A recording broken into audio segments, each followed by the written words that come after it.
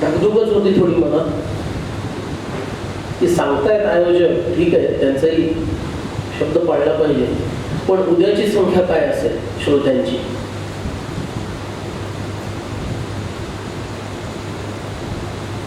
पण तेवढी धाकधूक वाटण्यासारखं काही नाही असं पाहिल्यानंतर लक्षात आलं आत्ता. म्हणजे आज पण तत्वज्ञान सांगायला काही हरकत नाहीये, पण तत्वज्ञान समजून घेताना, सांगताना, ऐकताना,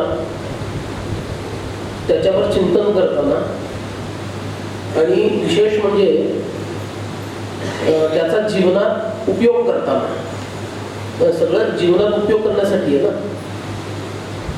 एक गोष्ट लक्षात घ्यायला पाहिजे, ती गोष्ट म्हणजे हिंदीत ज्याला म्हणतो बात का बतंगड बन जाना, असं होऊ नये. आणि तत्वज्ञानाच्या नावाखाली माझ्याकडून अनाचार घडू नये. व्याडेश्वर महादेवाने मी एकच हवं, सर्वम खल्विदम ब्रह्म, कशाला नमस्कार करायचा आहे त्याला, असं होऊ नये. तत्वज्ञानाचा अपरिपक्व परिणाम असा होतो बरं का, अपरिपक्व परिणाम. तो आणि मी एकच आहोत, दोघांमध्ये काहीच भेद नाही असं वेद सांगतोय, वेदांत सांगतोय. मी मंदिरात जाणार नाही आणि गेलोच तर त्याला नमस्कार करणार नाही, अशी गडबड होण्याची भीती असते. म्हणून एक गोष्ट लक्षात घ्यायची, जोपर्यंत भूक लागते, जोपर्यंत तहान लागते, जोपर्यंत प्रवचनात का होईना पण झोप घ्यावी अशी वाटते,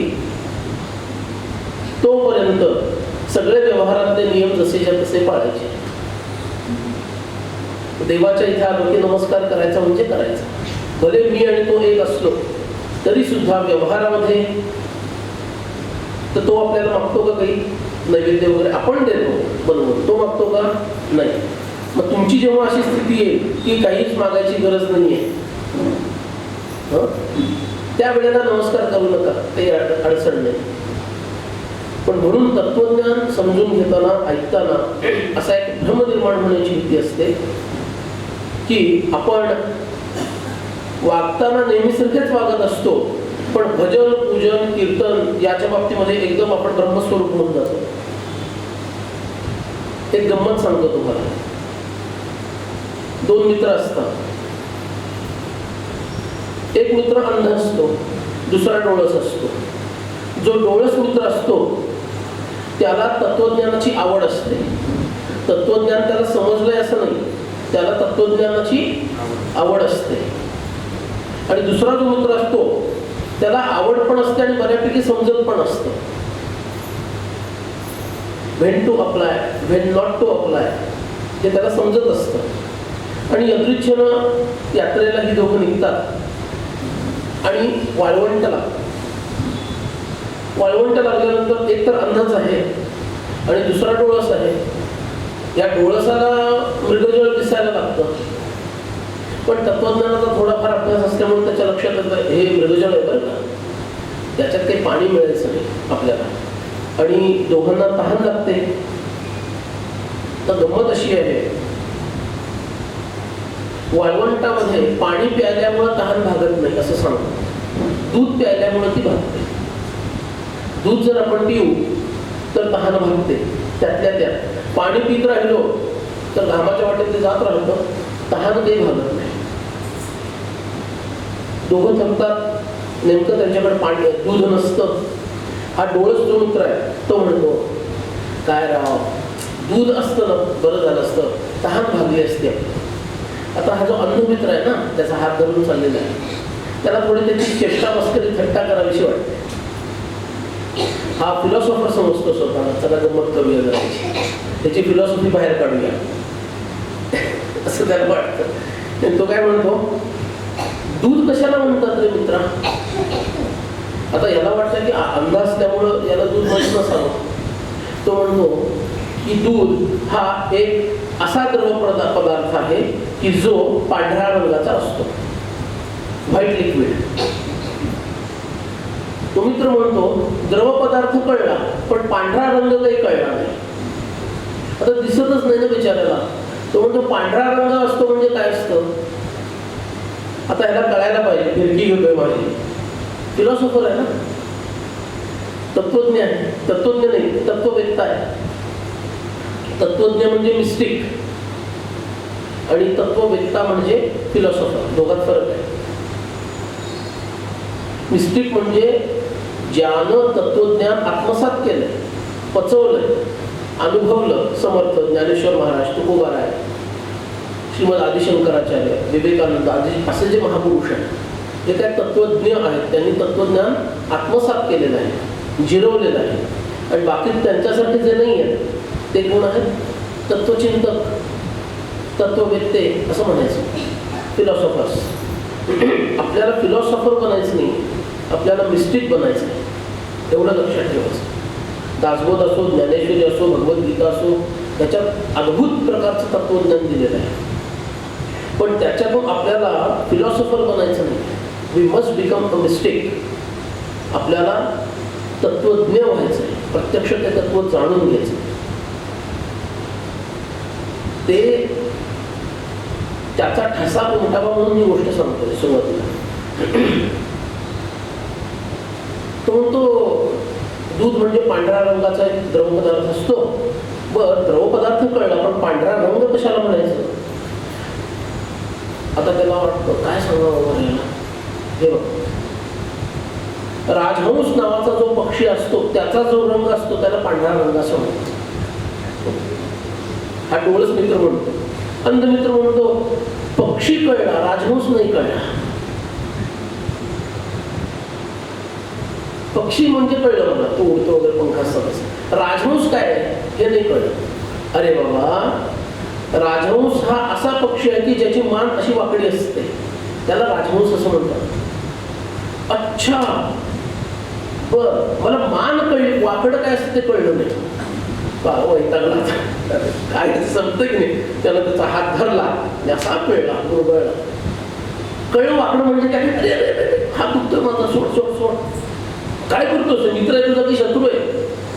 अरे वाकडं काय असतं तुला सांगितलं. अच्छा अच्छा अच्छा अच्छा, दूध कशाला म्हणतात ते आत्ता कळलं. दूध कशाला म्हणतात ते आत्ता कळलं. तो डोक्याला हात लावतो, म्हणतो तुझ्याशी बोलण्यात काही अर्थ नाही. तत्वज्ञान ऐकता ऐकता, वाचता वाचता, चिंतन करता करता आपली अशी अवस्था नको व्हायला. दूध राहिलं बाजूला, हात पिळून घेतला आणि निष्कर्ष काय काढला? दूध ह्याला म्हणतात. आलं का लक्षात? म्हणून तत्वज्ञान असावं, अवश्य असावं, नाही तर संतांनी ग्रंथात दिलंच नसतं.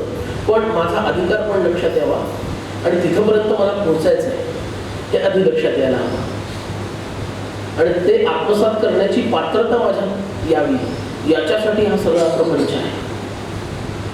आपण काल पाहिलं, गणपती बाप्पाचं चिंतन केलं. नंतर लक्षात आलं की अरे आज रांगारकी आहे, गणपती बाप्पांनी छान सेवा करून घेतली आपल्याकडून. अज्ञान भ्रांती छेदका, याच्यामध्ये अज्ञानाचा विचार करताना आपण जागृत, स्वप्न ह्या दोन अवस्थांचा विचार केला. जागृती कशाला म्हणायचं, स्वप्नावस्था कशाला म्हणायची. त्याच्या पुढं आणखीन दोन अवस्था आहेत, सुषुप्ती आणि तुरिया. तुरियाचा अर्थ चौथा, बरोबर. तुरियाश्रम म्हणजे चौथा आश्रम, म्हणजे संन्यास किंवा तुरीय अवस्था म्हणजे चौथी अवस्था. जागेपण, स्वप्न आणि गाढ झोप किंवा सुषुप्ती यांच्यापेक्षा भिन्न असणारी चौथी अवस्था, की ज्याचा अनुभव आपल्यासारख्या सामान्य लोकांना नसतो. मी तुम्हाला माझ्या तुमची वर्गवारी करतो, चुकत असेल तर क्षमा करा, बरं का? पण सामान्य लोकांना या तीनच अवस्थांचा अनुभव असतो. आणि आपण अथर्व शीर्षक काय म्हणतो? त्वं गुणत्रयातीतः, त्वं देहत्रयातीतः, त्वं कालत्रयातीतः, त्वं अवस्थात्रयातीतः. काही काही ठिकाणी हाही पाडलेला आहे. तिन्ही अवस्थांच्या पलीकडचा तू आहेस, म्हणजे कोण? तुरीय अवस्थेमध्ये आहेस, बरोबर आहे. स्वप्नावस्थेचा काल आपण विचार केला, तर या स्वप्नावस्थेमध्ये आपल्याला हे लक्षात आलं की स्वप्नावस्था हा पूर्वीच्या संस्कारांचा जर प्रभाव असेल, जागृत अवस्थेमध्ये माझ्यावर जे संस्कार होतात त्या संस्कारांचा प्रभाव म्हणून मला जर स्वप्नावस्था अनुभवाला येत असेल, तर या जागृत अवस्थेचे अनुभव सुद्धा अन्य कुठल्या तरी अवस्थेच्या संस्कारांच्या प्रभावामुळं मला अनुभवायला मिळत आहे. इथंपर्यंत काल आपण पाहिलं आहे ना स्मरणात सगळ्यांना. तुम्ही प्रतिसाद दिला तर लक्षात येईल. आता मला काही कळायचं नाही, कळतं की नाही यांना. स्वप्नावस्था जर जागृत अवस्थेतील संस्कारांच्या प्रभावामुळे पाहायला मिळत असेल, तर मग ही जागृत अवस्था सुद्धा अन्य कुठल्या तरी अवस्थेतील संस्कारांच्या प्रभावामुळे अनुभवाला येते, असा निष्कर्ष काल आपण काढला होता. आणि त्यामुळं ह्यालाच तेवढं सत्य मानायचं आणि इतर गोष्टींना सत्य मानायचं नाही, हे पूर्णपणे चुकीचं आहे. त्या अवस्था जागृत अवस्थेच्या मानानं जितक्या सत्य आहे, तितकीच जागृत अवस्था सुद्धा त्यांच्या मनानं सत्य आहे. आपण स्वप्नाला असत्य मानतो कुठल्या धर्तीवर?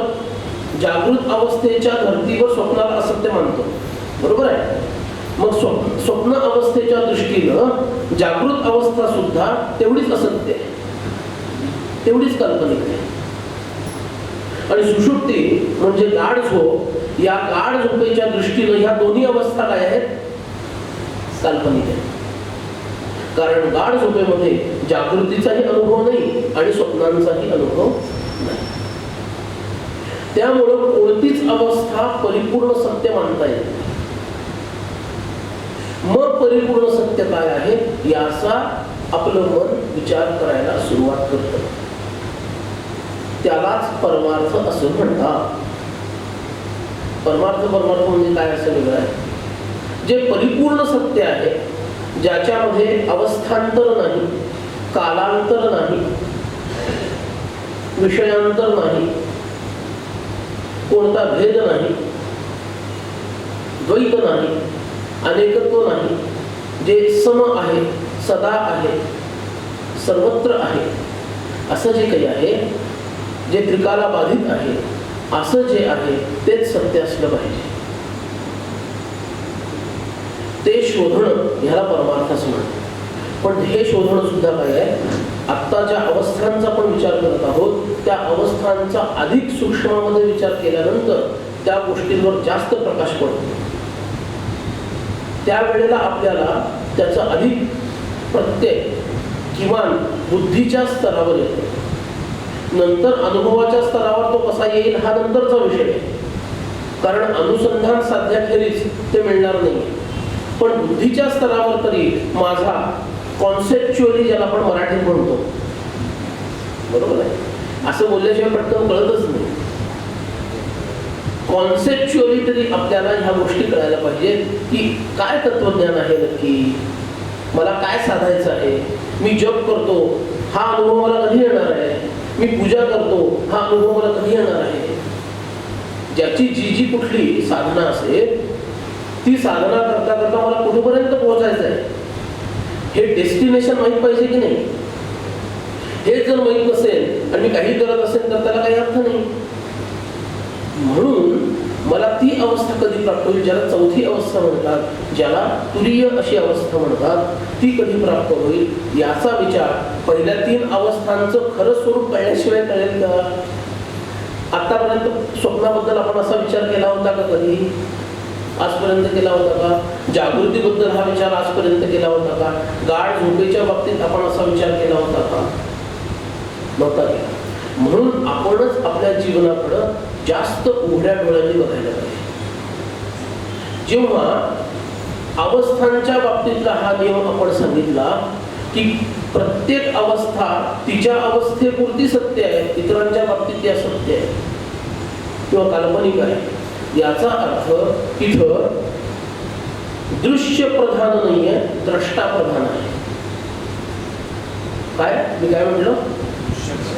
दृश्य प्रधान नाही, द्रष्टा प्रधान आहे. What you see is not important, but the seer is important. जो पाहणारा आहे तो महत्वाचा आहे, जे पाहिलं जातं आहे ते महत्वाचं नाही.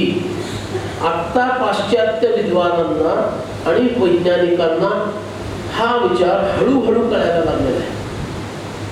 आणि ते पण मग म्हणायला लागले की द कॉस्मॉस ऑफ किंवा the world of names and forms, नामरूपात्मकम जगत, हा जो वेदांतातला सिद्धांत आहे हळूहळू ते आता मानायला लागलेले. The world of names and forms. आतापर्यंत हे जग असंच आहे आणि ह्याच प्रकारचं हेच सत्य आहे असं आजपर्यंत त्यांचं मत होतं. आणि आपल्यातल्या सर्व सामान्य लोकांचे तेच मत असतं आणि नास्तिकांचं तर असतंच असतं. पण संत म्हणतात हे तसं नाही. तुमच्यावर तुम्ही पाहणारं जग अवलंबून आहे, जगावर तुम्ही अवलंबून नाही. आलं का लक्षात? मी जगावर अवलंबून झालो की जगाच्या ताब्यात गेलो. बरोबर? मी जगावर, दृश्यावर, प्रकृतीवर अवलंबून आहे. याचा अर्थ काय? रिमोट कंट्रोल कोणाच्या हातात आहे? समोरच्या हातात आहे. पण ते मला नाचवणार आहे. माझ्यावर ते अवलंबून आहे हे जेव्हा होतं तेव्हा रिमोट कंट्रोल कोणाच्या हातात आहे? माझ्या हातात. मी ठरवायचं पंखा चालू ठेवायचा की नाही ठेवायचा, 5 वर ठेवायचा की 3 वर ठेवायचा की 1 वरच ठेवायचा. परमार्थ दृष्टी ही द्रष्टा प्रधान दृष्टी आहे, दृश्य प्रधान दृष्टी आहे. दृश्य प्रधान दृष्टी ही प्रापंचिकांची दृष्टी आहे. त्यांना त्रिविध ताप होतात, त्रास होतो, अधिदैविक, अधिभौतिक, आध्यात्मिक असे नाना प्रकारचे ताप त्यांना होतात. का होतात? त्यांची दृष्टी ही दृश्य प्रधान दृष्टी आहे.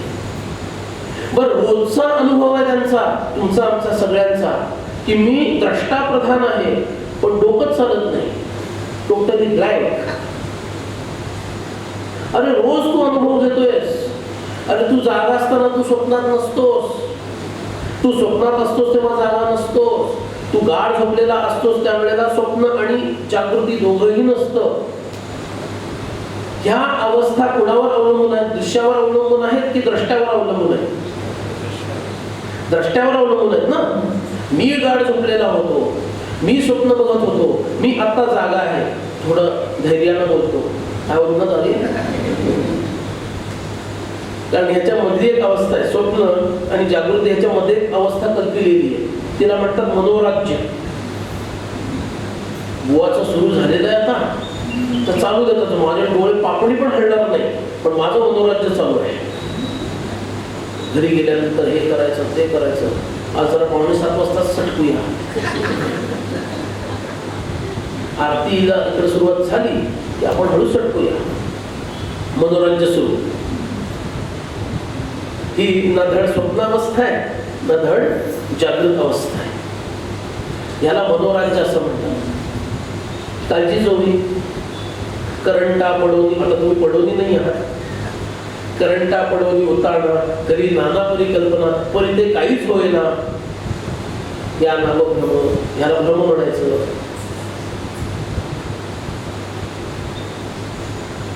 जागृत अवस्थेमध्ये माझा देह, माझी इंद्रिय, माझं मन, बुद्धी हे सर्व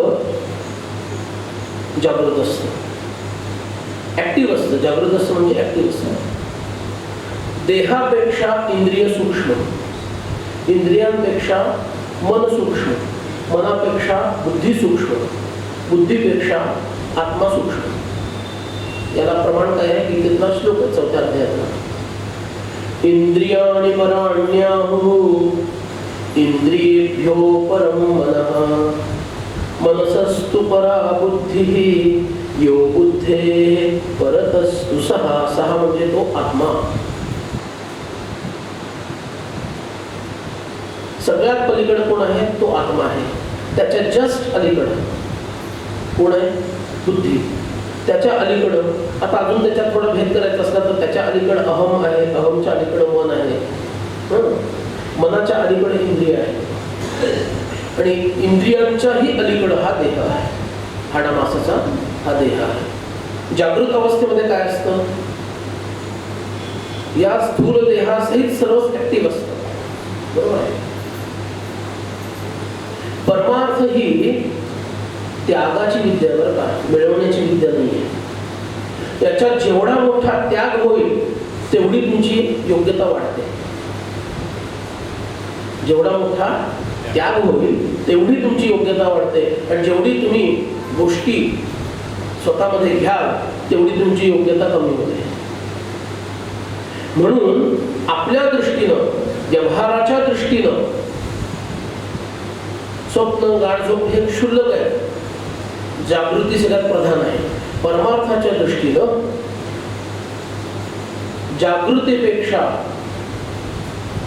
दिवा स्वप्न अधिक वरच्या दर्जाचं आहे, त्याच्यापेक्षा स्वप्न अधिक दर्जाचं आहे, त्याच्यापेक्षा सुषुप्ती त्याच्याहून श्रेष्ठ आहे आणि तुरीय अवस्था त्याच्याहून श्रेष्ठ आहे. का? तुम्ही एकेका देहाचा त्याग करत जा. एकेका देहाचा काय करता? त्याग करता. जागृतीमध्ये कशाचा त्याग आहे का? कशाचाच त्याग नाही. बुद्धी चालू आहे, बुवाची विचारत नाही मी, प्रत्येकाने स्वतःची बघायची. बुद्धी चालू आहे, अहम आहे की नाही, मग काय विचारायचं, त्याच्यावर तर सगळं चाललेलं आहे. मन चालू आहे की नाही? चालू आहे. चित्त आहे की नाही? चालू आहे. काल हा मुद्दा सांगितला होता, कळलेला नाही बघू, आज याच्यावर काही बोलतात की नाही. चिंतन बरोबर आहे ना, सगळं चालू आहे. इंद्रिय काम करतात की नाही? थोडं वारं कमी यायला लागलं की खुर्ची मागं नाही, इकडं नाही, तिकडं नाही. इंद्रिय, सेन्स ऑर्गन्स काम करतात, ऍक्टिव्ह आहे बरोबर. आणि देह पण काम करतोय. चुकून मुंगळा चावला तर आपण फटका मारणार, जीभ कोरडी झाली तर बाहेर जाऊन पाणी पिऊन येणार आहोत. सगळ्या गोष्टी काय आहेत? कार्यरत आहे. जेव्हा तुम्ही दिवा स्वप्न बघायला सुरू करता तेव्हा काय होतं? हा देह स्तब्ध होतो की नाही? मस्त हालचाल चालू आहे आणि मी दिवा स्वप्न बघतोय असं होतं का? देह स्थिर झालेला असतो आणि इंद्रिय अर्धी सुप्त झालेली असतात आणि अर्धी जागी असते. खटकन काहीतरी वाजलं की लगेच तुम्ही भानावर येता. वाजू का काही खटकन? का? ती अर्धवट झोपलेली अर्धवट जागी आहे. ही झाली दिवा स्वप्नाची अवस्था, मनोराज्य ज्याला म्हणतो. स्वप्नामध्ये काय गमत होते? हा देह तर भूमीवर आडवा पडलेला असतो बरोबर आहे. भूमी म्हणा किंवा पलंग म्हणा आडवा झालेला असतो. त्या देहाचा तुम्ही त्याग केलेला असतो त्या दृष्टीने. आणि इंद्रिय सुद्धा काय झालेली असतात? पूर्णपणे मनामध्ये लीन झालेली असतात. म्हणजे आता तुम्ही इंद्रियांचा सुद्धा त्याग केला. मग स्वप्नावस्था सुरू झाली. मग मनाने काय सुरुवात केली? मनच स्वतः डोंगर झालं, पाणी झालं, दर्या, सगळं सगळं सगळं मनच झालं. अंतःकरण, प्राण सुद्धा तेच झालं. हा स्थूल देह सुद्धा तेच झालं. त्या स्वप्नात मी स्वतःला बघतो, माझ्या या देहाला मी जे आरशात बघून पाहिलेलं असतं स्वतःला, तोच देह तसाच मी स्वप्नामध्ये बघत असतो. म्हणजे हा देह सुद्धा कोण होतं त्यावेळेला? हा देह सुद्धा त्यावेळेला ते मनच झालेलं असतं. करा विचार. इंद्रिय कोण झालेलं असतं? ही जी इंद्रिय, कर्मेंद्रिय, ज्ञानेंद्रिय, चालत असतो मी स्वप्नामध्ये. आता पाय चालले तर चालणार ना. कर्मेंद्रियांकडून ऑर्डर केली तर पाय हालचाल करणार ना. काहीतरी व्यवहार करत असतो, हाताची हालचाल असते स्वप्नामध्ये. म्हणजे इंद्रिय पण मी झाले, मनच झालेलं असतं. म्हणजे हा सर्व प्रपंच हा अंतःकरणच स्वतः झालेला असतो. म्हणून त्याला तेजस स्वरूप म्हणतात, कारण अंतःकरणाचा स्वभाव तेजस आहे. म्हणून स्वप्नाची जी सृष्टी आहे ती तेजस सृष्टी आहे. त्याला ग्राह्य ग्राहक भाव आहे. ग्रहण करणारा पण तेच आहे आणि ग्रहण केलं गेलेलं पण तेच आहे. स्वतःच स्वतःला ग्रहण करायचं असा तो भावार्थ आहे. कारण मीच म्हणजे माझं मनच माझा शरीर झालेलं आहे आणि माझं मनच त्या शरीराचा द्रष्टा पण झालेला आहे. कारण माझा देह चालतोय हा पाहणारा जो मी आहे तो देह नाही आहे ना. त्याला विचार घ्यायचं की नाही एवढं तत्वज्ञान तर खाली यायचं पटकन सांगा चालू द्या ना. हा नाही तर सगळे पुढे येऊन बसा वाटलं त्यामध्ये. बघा स्वप्नामध्ये माझा देह चाललेला आहे अमुक अमुक व्यवहार करतोय कोणाशी तरी बट ढिशूम करत असेल नंतर गाणी गात असेल नृत्य करत असेल नंतर रडत बसला असेल काही असेल. तो जो देह हालचाल करणारा जो देह आहे ते पण माझंच अंतःकरण आहे ज्यांनी तो देह माझाच निर्माण केला स्वप्नातला. आणि हा देह पाहणारा जो कोणी आहे तो कोण आहे तर माझ्या बाजूला झोपलेला माझाच भाऊ आहे. तो माझ्या स्वप्नातला देह माझा पाहतोय. कोण आहे तो मीच आहे ना. म्हणजे माझंच अंतःकरण मलाच पाहतंय आणि ते अंतःकरण असं म्हणतं की हा मी आहे. कोणता पाहणारा नाही पाहिलं गेलेला मी आहे. जेव्हा पाहिलं गेलेला मी आहे ही भावना स्वप्नातली जाऊन पाहणारा मी आहे ही भावना आली त्यावेळेला साक्षी भाव आला.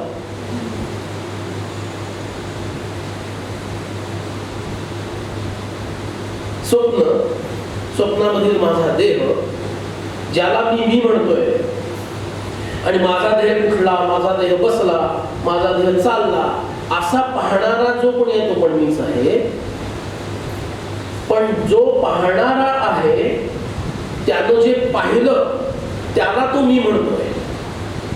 ती भावना गेली आणि पाहणारा मी आहे ही भावना आली की साक्षी भाव आला.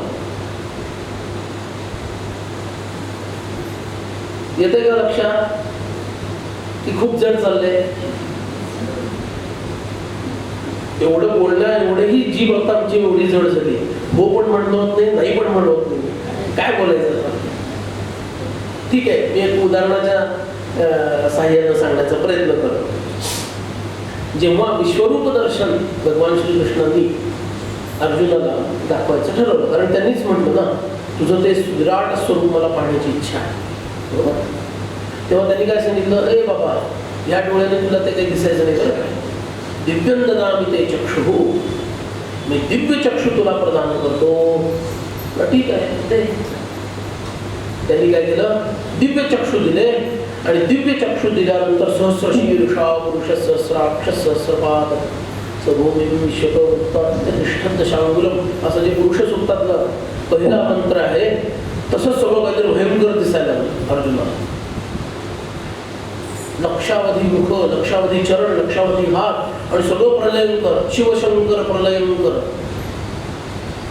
आता आपण भगवान शंकरांच्या अधिष्ठानावर आहोत तसं भयंकर रूप दिसायला लागलं. शिवशंकर प्रलयंकर कालस्वरूप भगवंताचं दर्शन व्हायला लागलं. म्हणजे एका अर्थानं भगवान श्रीकृष्णाने त्यावेळेला आपलं शिवस्वरूपच दाखवलं. आलं का लक्षात. रुद्र शिव म्हणण्यापेक्षा रुद्र स्वरूप दाखवलं असं आपण म्हणूया. आणि त्याच्यात मग कितीतरी त्याचे मुख आहेत भयानक सगळं. कौरव सैन्यातले अनेक वीर तो अक्षरशः तुकडे तुकडे करून खातोय. त्यांच्या मांसाचे तुकडे रक्त त्यांचा आरडा ओरडा हे सगळं भयंकर दृश्य दिसायला हवं. पांडवांकडचे पण चाललेले कौरवांकडचे पण चालले असं भयानक विकराल रूप त्याला दिसलं. ते जे रूप आहे ते एका अर्थानं बरं का स्वप्न दर्शनासारखंच आहे. कारण ते पण तेजस रूप आहे. चर्मचक्षु जोपर्यंत ऍक्टिव्ह आहे तोपर्यंत जागृत आहे की स्वप्नात आहे सांगा. काहीतरी समजा जागृत आहोत ना. चर्मचक्षु काम करत आहे. चर्मचक्षु याला म्हणायचं. चक्षु म्हणजे डोळे चर्म म्हणजे कातडी कातडीचे डोळे हे जोपर्यंत काम करतायत तोपर्यंत मी जागा असतो. याबद्दल तर काही शंका नाही ना का घ्यायची. ही जागा आहे. आता त्याला दिव्य नेत्र दिले म्हणजे काय केलं चर्मचक्षु बंद केले की नाही. चर्मचक्षु बंद केले म्हणजे काय झालं? स्वप्नावस्था सुरू झाली की नाही? त्या अर्थानं आपण नेहमी अनुभवतो तशी नाही, त्या अर्थानं स्वप्नावस्था सुरू झाली की नाही? कारण इथं दिव्य याचा अर्थ तेजसच झाला की नाही? स्वप्नामध्ये तेजस देहच असतात सगळे. मग तेजस दृष्टी दिली म्हणजे एका अर्थानं स्वप्न सुरू झालं. स्वप्न सुरू झाल्यानंतर एक आनंदात आहे आणि दुसरा थरथर कापतोय, असं का? What is the difference? हे ज्याला कळलं त्याला वेदांत कळलं. काय दोघात फरक आहे? एक थरथर थरथर कापायला लागला म्हणजे कोण? अर्जुन. हे बाबा नको रे बाबा, जास्त काय बाहेर तुझं, पूर्वीसारखं चतुर्भुज हो, एवढा गोड दिसणारा तू, छान प्रेमळ दिसणार आहे, काय तुझं हे सगळं दर्शन नको बाबा मला, हे भयानक आहे सगळं. आणि जो दाखवणार आहे तो घाबरलेला नाही, तो निवांत आहे. बघा एखादा उत्तम कलाकार असतो, फार अप्रतिम असं त्यांनी कला म्हणजे चित्र असेल, शिल्प असेल किंवा संगीताची एखादी कलाकृती असेल किंवा पाककला असेल, याचा आविष्कार केला असेल. करणाऱ्याला आणि तो तयारीचा असेल एकदम निष्णात, तर त्याला ते जे बनवलंय त्याच्याबद्दल आश्चर्य असतं की इतरांना असतं? इतरांना असतं ना. भले त्यांनी त्याची स्तुती केली इतरांनी, तो म्हणतो हे अपेक्षितच आहे, बरोबर का? ठीक आहे ठीक आहे. मग असं करत नाही, तो नौखा म्हणायचा नाही का? तो नौखा जो तयारीचा आहे तो काय म्हणतो, हा आवडलं ना तुम्हाला, तो आश्चर्यचकित नाही झाला, बाकीचा आश्चर्यचकित झाला. का? याचा साक्षीभाव आहे, त्याचा साक्षीभाव नाही आहे. हा तटस्थपणे त्याच्याकडे बघतोय. भगवान श्रीकृष्ण काय करताय? तटस्थपणे आपल्या विराट रूपाकडे बघताय, कारण ते त्यांचंच आहे, त्यांच्यासाठी ते नवीन नाहीये. आता ते दिसताना लीला करताना 2 हाताचे कधी असतात, कधी 4 हाताचे असतात, आपल्याला एवढंच माहिती आहे. आपल्याला तर तेवढंही माहिती नाही आहे नाही का? पण ते 2 हाताचे आपल्याला जरी दिसत असले, त्यांच्या दृष्टीनं ते विराटच असतात. तुम्हाला दिसेल असं त्यांनी केलं, त्याच्यापेक्षा ते विराट झाले, श्रेष्ठ झाले, तर ते हिरण्यगर्भ होतात. त्याच्या पलीकडे गेले तर ते अव्याकृती अवस्थेला जातात, त्याच्याही पलीकडे गेले तर ते मूळ माया स्वरूपाला जातात, आणि त्याच्याही पलीकडे गेले तर ते परब्रह्मस्थितीला पोहोचतात. त्याच्या पलीकडे काहीच नाही, ते तिथं आहेत मुळात. त्यांच्यासाठी सगळं छाटछूटच आहे नाही का? ज्याची PhD झालेली आहे त्याला 12वीचं गणित दिलं काय आणि 5वीचं गणित दिलं काय आणि 2रीचं गणित दिलं काय?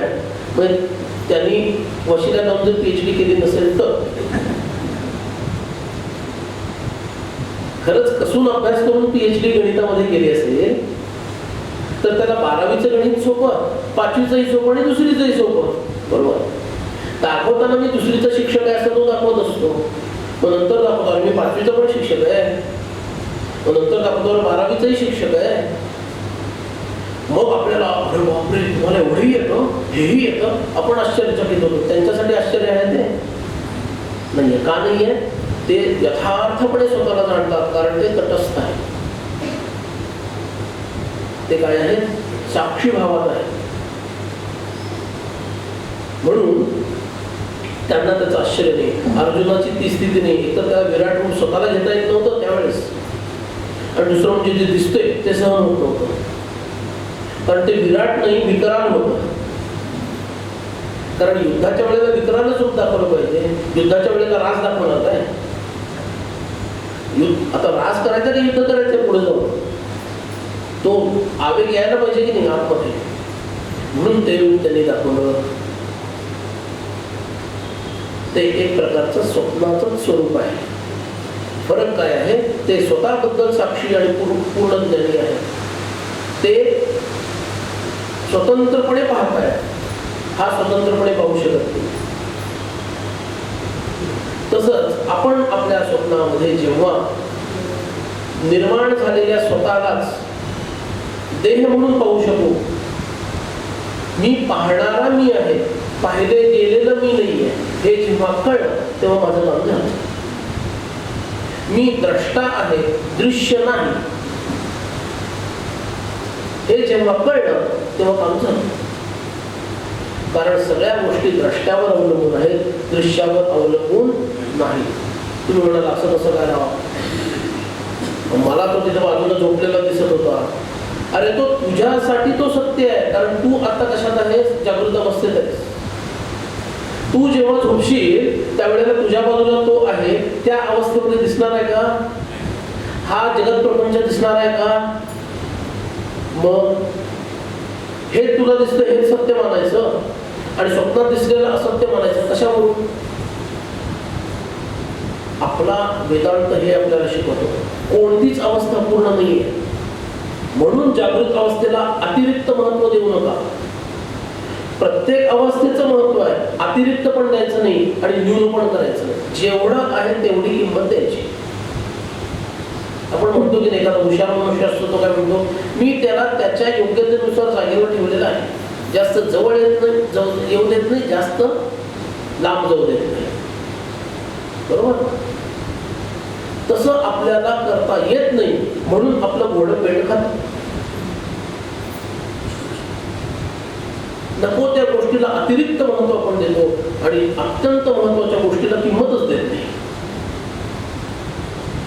कदाचित तुम्ही ही कथा ऐकली असेल, विदेहराज जनक यांची ही कथा आहे. ते एकदा आपल्या मिथिला नावाच्या राजधानीमध्ये निवांतपणे मंचकावरती झोपले होते. रात्री बरं का, दुपारी झोपण्याची पद्धत, प्रवचनात तर अजिबातच झोपायचे नाही.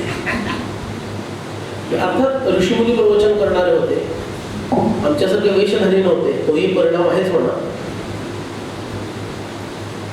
रात्री मंचकावर झोपले होते, त्यांच्या सौभाग्यवती त्यांच्या बाजूला तिथे निद्रिस्त होत्या. राजाला स्वप्न पडलं.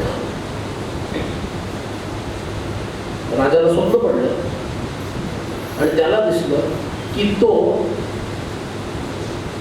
एक कौपीन घातलेला, फाटकं तुटकं, अंगावर वस्त्र नाही, मळलेलं सगळं शरीर, अनेक दिवसांचा उपाशी आणि तहानलेला, भीक मागण्यासाठी हातात कटोरा सुद्धा नाही, अशा अत्यंत दयनीय अवस्थेमध्ये तो फिरतोय. आणि फिरत फिरत फिरत फिरत तो मिथिलेच्या राज्यामध्ये आला आणि त्या मिथिलेवरती त्याचंच राज्य सुरू होतं त्यावेळेला. आणि हा इथं आहे बरं का. भूक लागली. मिथिलेचा राजा खूप दयाळू आहे, प्रेमळ आहे, मोठा अन्नदाता आहे, अन्नदान करण्यामध्ये त्याला खूप आवड आहे. हे कळल्यानंतर कंठाशी जीव आला होता त्याचा, जगतो की मरतो असं झालं होतं. स्वप्नात सांगतो बरं का राजाच्या. असं त्याचं झालं असताना तो त्या रांगेत उभा राहिला. लवकरात लवकर मिळून दिलं, अरे लवकर चला पुढे, तुम्ही काय राहावं, मनातल्या मनात चाललंय त्याचं सगळं. होता होता होता बरोबर काउंटरच्या समोर त्याचा नंबर, तो आला तिथं. आणि बघतो तर काय, ह्यांच्याकडं असा नियम होता की कटोरा असल्याशिवाय द्यायचं नाही. अरे कटोरा नाही तुझ्याकडं, आम्ही नाही देत म्हणाले. नाही हे करत भिक्षा, चल म्हणाले पळे पुढे. तुझ्याकडे कटोरा नाही साधा, काय योग्यतेचा माणूस आहे, जा कटोरा घेऊन यायचा, जा म्हणाले. आम्ही असं देत नाही, आमच्या राजाची आज्ञा नाही. तोंडाशी असा आलेला घास गेला का, तडफडला तो, गेला दूर. आता कुठून आणायचा कटोरा, कुठून आणायचा, शोधतो कुठं काही मिळेल ना. पण काय 2022चा भारत नव्हता ना तो, काहीतरी सापडेल कोपऱ्यात कुठेतरी पडलेलं, नीट अँड क्लीन, सगळीकडे स्वच्छता, टापटीप. पाश्चात्य लोकांना सुद्धा लाजवेल अशी स्वच्छता त्यावेळेला होती. ओला कचरा, सुका कचरा, सगळं सेपरेशन वगैरे. कुठंच मिळेल ना काही. रोकडा वैतागला. एका कुंभाराकडे गेला, म्हणा कुंभार दादा मला एक फुटकं कटोर दे. ए बाबा आमच्याकडे फुटकं बिटकं काही मिळत नाही, मोठा लोटा मिळेल. किती देशील? माझ्याकडे बघा म्हणाला. दिलं त्याला. त्याचा कर्मदरिद्रीपणा असा. आता ते एवढ्या याच्यात घ्यायचं कसं अन्न आणि असा हात घाली घालून खायचं कसं, नाही का? म्हणून त्याने काय केलं, येता येता तो फोडला. पण तो जरा फुटका, त्याला जसा हवा होता तसा. परत रांगेत उभं राहिला, मोठी रांग. माझा नंबर कधी येतो, माझा नंबर कधी येतो. एकदम मी काउंटरवर जायला आणि शटर बंद व्हायला असं नको व्हायला. मनात सगळे विचार आहे. काउंटरवर गेला, हा आणला का कटोरा? हो. हे फुटका कटोरा, गेट लॉस्ट. तर म्हणाले इथं. आणि असं तळमळत त्याचा जीव गेला. आणि मी गेलो असं म्हणत म्हणत राजा एकदम जागा झाला. घाबरलेला, घाम फुटलेला, छातीची धडधड वाढलेली. आणि असा आपले पतिदेव उठले हे पाहून ती राणी सुद्धा एकदम काय झाली, उठली. काय झालं, पाणी घ्या, अमुक तमुक तमुक. तो 5 मिनिटं तर त्याला काही कळतच नव्हतं मी कुठे आहे, काय आहे. मग त्यानंतर थोडे दिवे जास्त लावण्यात आले. तुम्ही महाराज, अरे माझ्या गळ्यामध्ये काही त्या मोत्याच्या माळा वगैरे सगळ्या दिसल्या, उत्तम वस्त्र, महाग. अरे मी कोण आहे, काय आहे? मग राणीने सगळं सांगितलं, महाराज असं असं झालं, तुम्ही वाईट स्वप्न पाहिलेलं दिसतंय. ठीक आहे.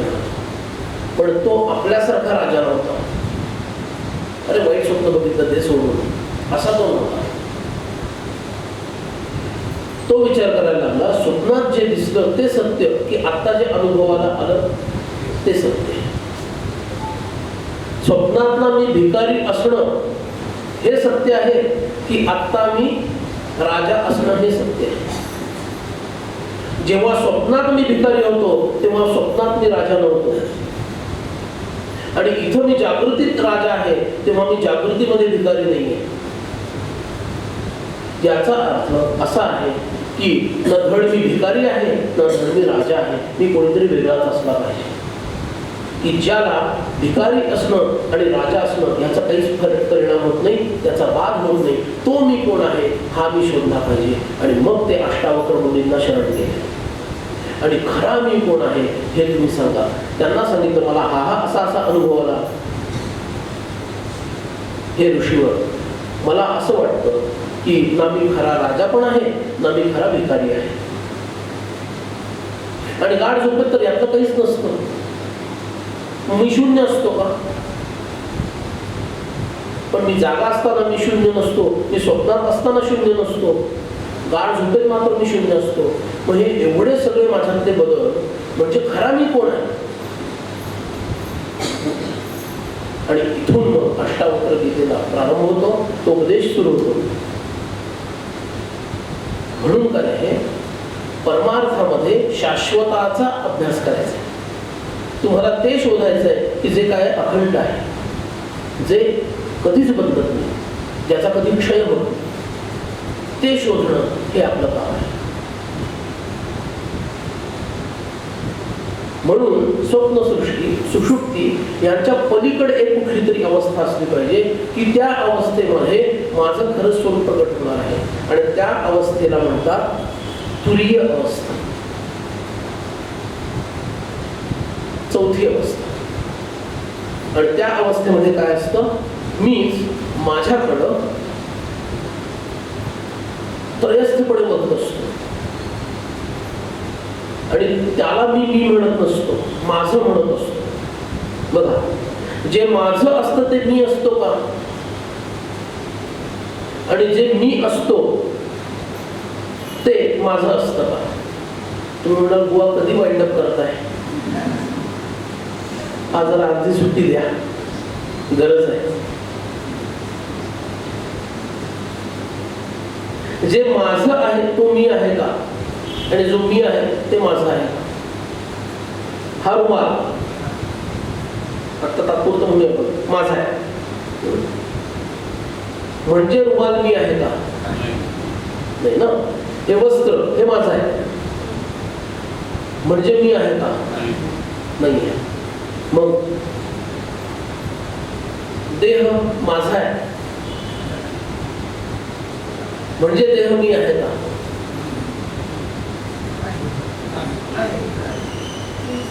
मन माझं आहे म्हणजे मन मी आहे का? बुद्धी माझी आहे म्हणजे बुद्धी मी आहे का? नाही ना. मग का मी त्याला मी मानतो? त्याला मी का मानतो? हाच तर मोठा प्रश्न आहे.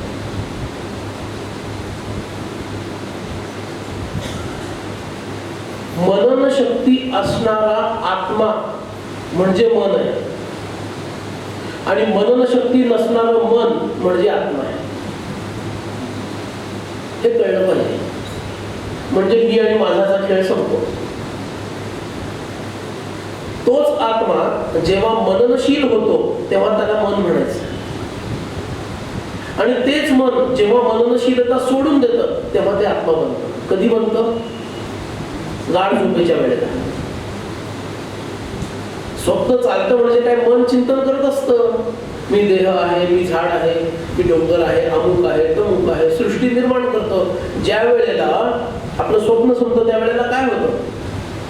ते मन आत्म्यात विलीन होतं ना. म्हणजेच काय होतं? मन स्वतःची मननशीलता सोडून देतं. बरोबर? मन स्वतःची thinking power it loses or it stops for that particular moment. आपली मननशीलता ते सोडतं. ज्या क्षणी ते आपली मननशीलता सोडतं ते आपल्या मूळ स्वरूपाला जातं. त्याला आत्मा असं म्हणतात. म्हणून मननशील नसणारं मन हे आत्मा आहे. आणि आत्मा जेव्हा चिंतन मनन करतो त्यावेळेला त्याचं मनात रूपांतर होतं. जेव्हा वाढवतो तेव्हा घट आहे आणि जेव्हा घटवतो तेव्हा वाढ आहे. ह्याला परमार्थ म्हणायचं. जेव्हा आपल्या फॅकल्टीज वाढवल्या जातात, मला मनन पण करायचं आहे, चिंतन पण करायचं आहे, मग अहंकार पण धारण करायचं आहे, स्मरण पण करायचं आहे. काय करतोय तो? एक एक आपलं ऍक्टिव्हिटी वाढवतोय. ज्या प्रमाणात वाढ झाली त्या प्रमाणात बहिर्मुखता आली, त्या प्रमाणात जडत्व आलं, त्या प्रमाणामध्ये माझा पतन झालं आणि मी व्यवहाराच्या स्तरावर येऊन पोहोचलो. आणि ज्या प्रमाणामध्ये या सर्व गतिविधींचा, ऍक्टिव्हिटीजचा मी त्याग करतो, म्हणजे आय लिव्ह इट, जेवढा जास्त त्याग तेवढं माझं रिचनेस वाढला. काय गंमतच आहे नाही? जेवढा त्याग जास्त तेवढी श्रीमंती जास्त, तेवढा माझा स्टॉक वाढत जातो, तेवढा मी जास्त श्रीमंत होतो. जेवढं जास्त सोडतो तेवढा मी जास्त श्रीमंत होतो. म्हणून मनन करणारा आत्मा हे मन आहे आणि मनन न करणारं मन हे आत्मा आहे. आपल्याला मनन करणाऱ्या आत्म्याची सवय लागलेली आहे. आता मनन न करणाऱ्या मनाची सवय लावून घ्यायची. मन न म्हणजे मनन. मनन म्हणजे काय? मन न, मन शिल्लक न ठेवणं हेच मननाचं काम आहे. आणि मनन करून सुद्धा जर मन शिल्लक राहत असेल तर ते मनन म्हणण्याच्या योग्यतेचं नाही. म्हणून माझं मनन योग्य दिशेनं सुरू आहे की नाही हे कळण्यासाठी त्याची टेस्ट काय आहे? तुम्ही कुठली तरी टेस्ट होती मध्ये 2 वर्ष खूप चालू बाबा पडलं. TRP काय? RT-PCR. तर ह्याची पण RT-PCR आहे अध्यात्म. ती काय आहे? मी मनन करतो, मी चिंतन करतो, मी दासबोधाचा अभ्यास करतो, ज्ञानेश्वरी वाचतो, भगवद्गीतेचा अभ्यास करतो. म्हणजे मननच करतं ना, दुसरं काय करतं? मनन न करता अभ्यास करता येतो का? आणि त्याला अभ्यास म्हणायचं का? मग ते करता करता करता करता माझं मन न अशी अवस्था निर्माण झाली का? किंवा किमान त्या दिशेने 2, 5, 10 पावलं तरी मी पुढे टाकली का? हे जर घडत असेल तर मी मनन करतोय बरं का. आणि हे सर्वसामान्यपणे पुन्हा एकदा क्षमा म्हणतो तुमच्या आमच्या सध्यांना हे जमत नाही, म्हणून संत मननामध्ये बदल करतात आणि नमन करायला आधी शिकवतात. आता आमच्या टप्प्यात आला. मगापासून काय चाललंय, सगळे पावसाळ्यात चाललेले. 1970च्या क्रिकेट वेस्ट इंडिजच्या विरुद्ध खेळायचं भारताने, सगळे मग दणदणीत बॉलर्स ते सगळे हनुवटी डोकं यालाच चेंडू शकतायत सगळे. आता जर पाटा विकेटवर चांगला आणलं तुम्ही, पसंत तेच करतात, त्या बार्बेडोस वरून काढतात आणि इकडे आणून ठेवतात आपल्याला. मोहाली आणि तुमचं कुठलं मुंबईचं वानखेडे फिरकीला मदत करेल असं तिथे आणतात. कारण आपली तयारी झाली नाही ना त्या बार्बेडोसवर जाऊन खेळायची. सगळे बाउन्सर आहेत तिथे. म्हणून आपल्यासारख्यांना मदन वगैरे फार झेपत नाही. संत म्हणतात नमनाने सुरू कर, तुला मनानापर्यंत घेऊन जातो.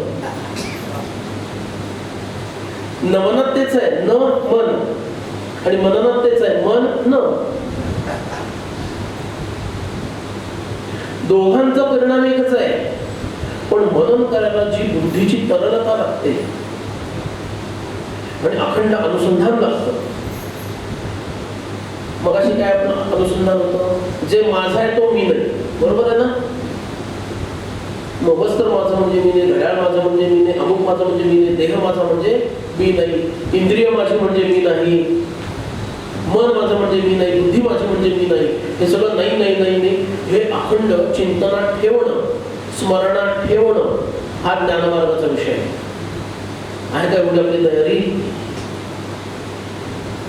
नाही ना. म्हणून संत म्हणतात नमन कर, तुला मनन करायला मी शिकवतो. आपला मगाचा मुद्दा चालला होता की आपण त्या चौथ्या अवस्थेला कसे पोहोचतो. ती अवस्था आहे की असा चौथ्या अवस्थेला पोहोचलेला महात्मा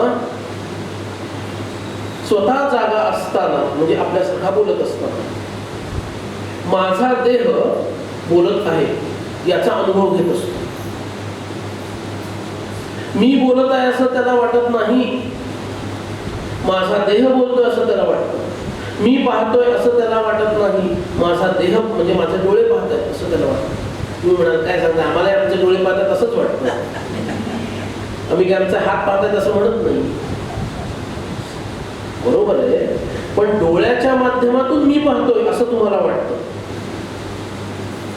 त्याला तसं वाटत नाही. हाच फरक आहे.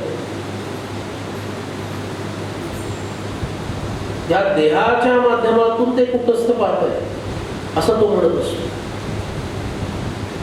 म्हणून जागृत अवस्थेमध्ये त्याचा हा अनुभव असतो. स्वप्न अवस्था अशांना येतच नाही असं म्हणतात, पण मानूया स्वप्न चालू आहे तर तो म्हणतो माझा देह स्वप्नावस्थेचा अनुभव घेतोय.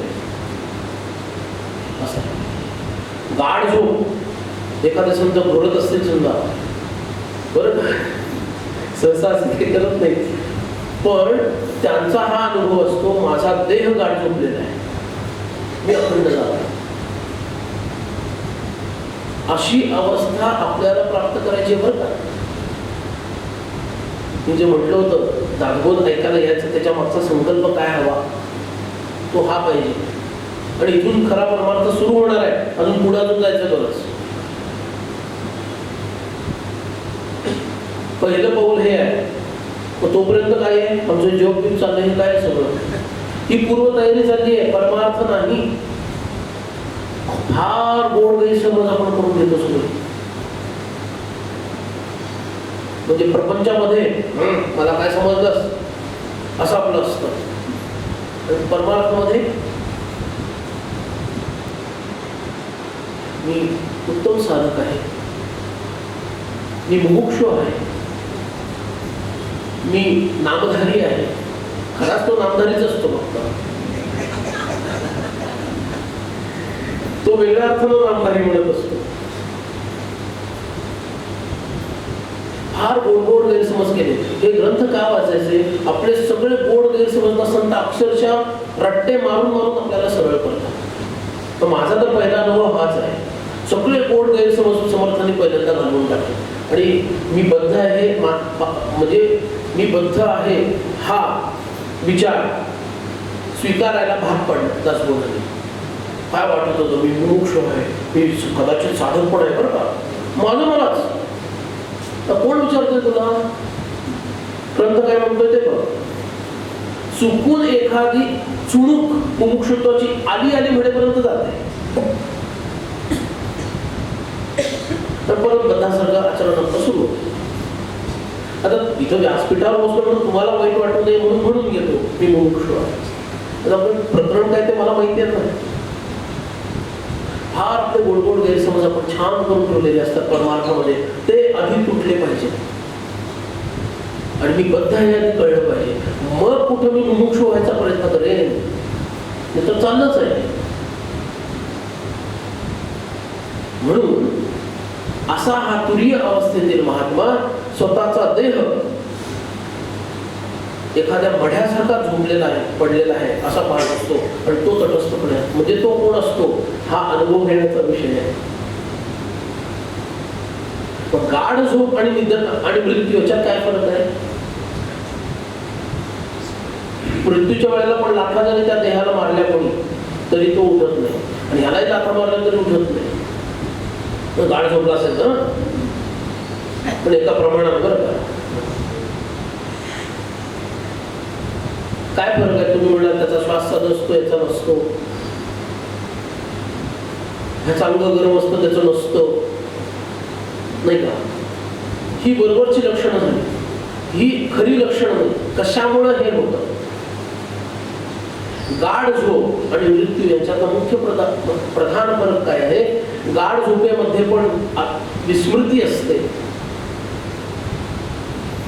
मला देह आहे, मला मन आहे, मला बुद्धी आहे, त्याची विस्मृती असते गाढ झोपेत. मी अहमनी युक्त आहे, म्हणजे माझा अहंकार आहे.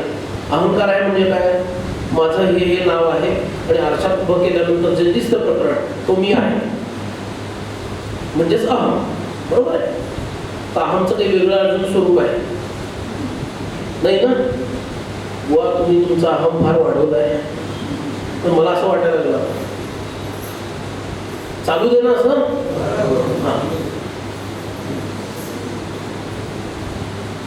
काय झालेलं असतं? अहम पण नसतो तिथं, बुद्धी पण नसते. बुद्धी नसणं म्हणजे काय? विस्मृती आहे. गाढ झोप म्हणजे काय? विस्मृती आहे. पण मृत्यू म्हणजे आत्यंतिक विस्मृती आहे. एवढाच फरक आहे. म्हणून एखादी व्यक्ती गाढ झोपलेली असेल तर तिच्याबद्दल आपण शोक करतो का? करतो का शोक? आणि एखादी व्यक्ती मृत झाली असेल तर शोक करतो का? केल्याशिवाय राहतो का? म्हणजे मूर्ख कोण झालं का? ते तत्वज्ञान असं भयंकर आहे हो, ते पचायचंच अवघड आहे. ही पण विस्मृती आहे आणि ही पण विस्मृती आहे. एका विस्मृतीला रडायचं नाही, दुसऱ्या विस्मृतीला रडायचं. शाण्याचं लक्षण आहे का? फरक एवढाच आहे. ही काळाने पुन्हा जागृती होणारी विस्मृती आहे आणि काळाने पुन्हा जागृती न होणारी म्हणजे आत्यंतिक विस्मृती. एवढाच फरक आहे. म्हणून मृत्यू आणि निद्रा, समर्थाने याला पंचप्रलयामध्ये म्हटलेलं आहे की निद्रा प्रलय आणि मृत्यू प्रलय असं नाव दिलंय. मी दासबोधात कुठे कुठे चाललोय हे वाचणाऱ्यांना कळावं म्हणून सांगतो. हे दासबोधाच्या बाहेर चाललेलं नाही हे पण जाणवेल. त्यामुळे पंचप्रलय नावाचा एक समास आहे, त्याचा अभ्यास करा. त्याच्यातले काही मुद्दे सगळा सांगत नाही, थोडे थोडे मुद्दे सांगतो. एक निद्रा नावाचा प्रलय आहे आणि दुसरा काय आहे? मृत्यू नावाचा प्रलय आहे. दोन्ही प्रलय आहे. एका प्रलयानंतर आपण रडतो आणि एका प्रलयानंतर आपण हसतो. का? जागा झाला, उठवलं बाबा रामाने याला, झोपल्या झोपल्याच पोचवायची अवस्था आली नाही. बरोबर आहे ना? म्हणून आपण आपली बुद्धी तल्लख करायला हवी, जागृत करायला हवी. म्हणजे हा पण प्रलय आहे आणि हा पण प्रलय आहे याची जाणीव होईल आणि आपण जीवनाकडे खऱ्या अर्थानं बघायला शिकू. मृत्यूसाठी रडायचं आणि गाढ झोपलेल्यासाठी रडायचं नाही. हे काही सांगण्याचं लक्षण नाही. पण गाढ झोपला असेल तरी पण रडायला पाहिजे जाग्याने. गाढ झोपलेला तर काही रडणार नाही. जागे ज्यात त्यांनी रडायला पाहिजे. रडतो का? नाही. म्हणून समजून घ्यायला हवं की हे सर्व प्रलय आहे. या प्रलयांचा जर नीट विचार केला, त्याचं जर आपण चिंतन करत राहिलो तर आपण त्या सत्य स्वरूपाच्या अधिक अधिक अधिक लवकर जवळ जाऊ. म्हणून हे तत्वज्ञान एवढं सुंदर आहे. पण मगाची सांगितलेली गोष्ट दूध आणि हात पिरगाळणं हे लक्षात पाहिजे. अर्थाचा अनर्थ व्हायला नको जीवनात. म्हणून ही तुरीय अवस्था. एक उदाहरण सांगतो तुम्हाला. एक फार मोठे सत्पुरुष दक्षिणेतले, त्यांचं नाव आहे रमण महर्षी. फार मोठे सत्पुरुष होऊन गेले. त्यांच्या जीवनामध्ये कसा कायापालट झाला बघा. म्हणजे ते अधिकारीच असणार आहे पूर्वजन्मीचे. उगीच काही कोणाला असे अनुभव येत नसतात. माझ्या मते ते 9वी का 10वीत होते. सुब्रमण्यम असं काहीतरी नाव आडनाव होतं त्यांचं. असे ते एकदा झोपलेले होते. पण काय झालं माहिती नाही, त्यांचा श्वास बंद झाला. त्यांचा श्वास पूर्णपणे बंद झाला. हृदयाचे ठोके बंद झाले, नाडी बंद झाली आणि ते मेले. ते तो मुलगा मरण पावला. आणि मरण पावलेला असा मी माझ्या देहाकडे पाहतोय असा त्यांना अनुभव आला. गाढ झोपलेला म्हणत नाही मी, निद्रा प्रलय नाही, मृत्यू प्रलय. मी मरण पावलो आहे आणि माझ्या देहाकडं मी बघत आहे. हा त्यांना अनुभव पहिल्यांदा जीवनात आला.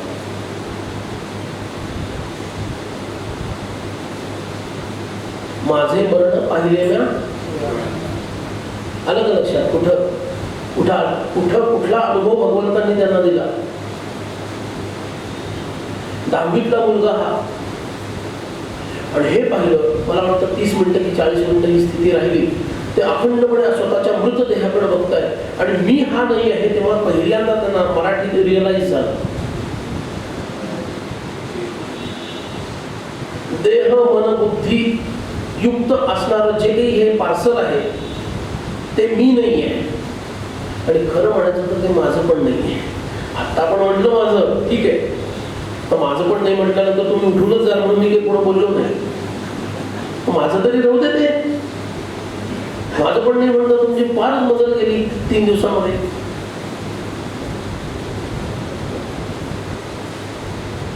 खरं तर ते माझं पण नाही आहे, ते प्रकृतीच आहे. म्हणत नाही का आपण, मातीतला देह मातीत मिसळला. माती माझी होती काय? माती आधीपासून आहे, कमी आधीपासून आहे. म्हणजे माती माझी नाही की नाही. तर देह कुणाचा आहे? मातीचा आहे. तो माझा नाहीच आहे ना. तो का मानतो मी माझा? तत्वज्ञान आपल्याला असं फटके मारून जावं पडतं. हा अनुभव त्यांना आला. आणि पुन्हा काय झालं माहिती नाही. देवाची करणी असेल, नारळात पाणी, तसं प्राणसंचार झाला. तो जीवात्मा त्यांचा पुन्हा देहात प्रविष्ट झाला आणि गाढ झोपेतून खडबडून जागं व्हावं तसे ते जागे झाले. तो विलक्षण अनुभव त्यांना शांत बसू देईना. 2 ते 3 दिवसात चक्कू गव्हाळ त्यांनी बांधलं. चिठ्ठी लिहिली, माझा शोध घेऊ नका, दुःख करू नका, मी योग्य ठिकाणी जात आहे. आणि घर सोडलं आणि अजून दक्षिण दिशेला, आधीच ते तामिळनाडूतले, अजून दक्षिण दिशेला गेले. अरुणाचलम नावाचा एक पर्वत आहे ज्याला शिवस्वरूप मानलेलं आहे. अरुणाचलम नावाचा एक तिकडं पर्वत आहे. तो पर्वत स्वतः शिवस्वरूप आहे असं मानलं जातं अनादी काळापासून. तिकडं जाता जाता ते अशा काही अवस्थेत असायचे. आता विचार करा, 15-16 वर्षाचा मुलगा आहे, एक कौकीन अंगात आहे, बाकी काही नाही. पाऊस चालू आहे, तसेच ते जायचे. देह म्हणजे मी नाही, देह माझा नाही. मी नाही, ठीक आहे, माझं तरी एक नाही, सांभाळलं पाहिजे, तो माझा ही भावना नाही. चाललेले ईश्वराच्या प्रेरणेनं जायचे तसे चाललेले. लोक त्यांना आडोसा करायचे, डोक्यावर छत्री धरायचे. परमेश्वराला काळजी आहे हो. तो कोणाला तरी बुद्धी द्यायचा, अरे तो साधक आहे त्याचं रक्षण कर. कुठेतरी जाऊन बसायचे खबदाडात. 2-2, 3-3 दिवस नुसते असे डोळे उघडे, अन्नात वासना नाही, पाण्याची वासना नाही, तसेच बसून कोणी खायला दिलं असं बघत राहतील. भरवावं लागायचं, खा म्हणून त्यांना हरवून चावायला लावायला लागायचं.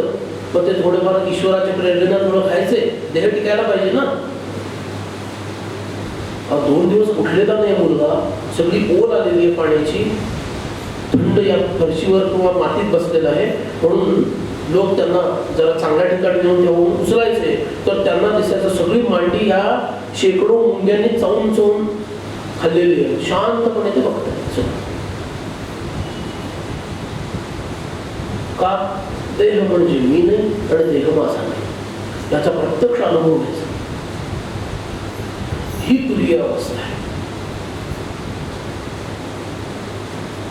आणि आपल्या सगळ्यांना या अवस्थेत जायचं बरं का, माझ्या सहित. अर्थात सांगणारा जो असतो त्याच्यावर 10 पट जास्त जबाबदारी असते, नुसतं बडबडायचं नाही. आपल्या सगळ्यांना या अवस्थेत जायचं आहे, पण आपला संकल्प तसा पाहिजे. चाललंय साधना चालली, सगळं चाललंय, पिक्चर गाडी सगळं बघत माझी साधना चालली, चालू द्या मग, चालायची तेवढी चालेल.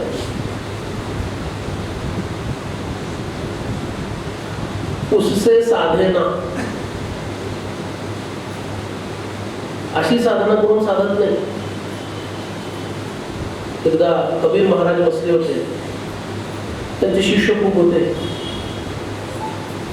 थोडं काहीतरी कुठं ठेच वगैरे लागली होती, थोडं रक्ताचे 2 थेंब त्या पायाच्या अंगठ्याला दिसत होते. आणि तटस्थ पण डोळे उघडे, पण ते त्या अवस्थेत असतात ना, संत वेगळ्या वेगळ्या अवस्थांमध्ये असतात. त्या होते बसलेले असे. एक पुत्र आला तिथं, आधी शेपटी हरवत ते बघितलं बाबाजी काही करत नाहीये. त्याला आता कुत्र्याचा गंध किती तीव्र असतो, त्याला रक्ताचा गंध यायला जवळ गेलं तर ते पायापाशी रक्त आहे दिसलं. थोडीशी जखम झाली, त्याने ते चाटलं. बघतोय वरती बाबाजी मारत नाही ना म्हणून चाटलं. ते बघतात त्याच्याकडे, पण काही रिॲक्शन नाही. त्याची धिटाई वाढली. रेडीमेड फूड अवेलेबल, काहीच करत नाही. हा थोडं त्यांनी चावायचा प्रयत्न केला, अजून रक्त आलं, मग चाटलं तरी बाबाजी तसाच. त्याची धिटाई अजून वाढली. चावायला सुरू केलं त्यांनी. आणि कबीर बघताय त्यांचा अंगठा कुत्रा चावतोय, कुरतडतोय, तटस्थपणे बघताय. परमेश्वराला काळजी असते आपल्या भक्ताची. त्यांनी बुद्धी दिली शिष्यांना. काही कारण नसताना शिष्य त्यांच्याकडे काहीतरी विचारायला आले. हे बघताय, अरे हाडगोड करून त्या कुत्र्याला लावलं पळ म्हणून. आणि ते म्हणाले, कबीरजी ये क्या, कुत्ता जाने चमडा जाने. बघा आपल्याला एवढं हसू येतात का, माझ्यावर काटा आला. कुत्ता जाने चमडा जाने, ही ती तुरीय अवस्था आहे. देह म्हणजे मी नाही आणि देह माझा नाही. मी आत्मस्वरूप एकमात्र चिन्मात्र असा आहे की ज्याला कधीच कुणाचा नाश होत नाही, कधी कुणाचा संग लागत नाही. माझं असतं तर मी सांभाळ असतं, हे माझं पण नाही, कशाला सांभाळून कामाचं. ही जी अवस्था आहे ना, ही आपल्याला गाठायची. त्याच्यासाठी या योनीत आपल्याला भगवंतांनी अजून एक चान्स दिलेला आहे.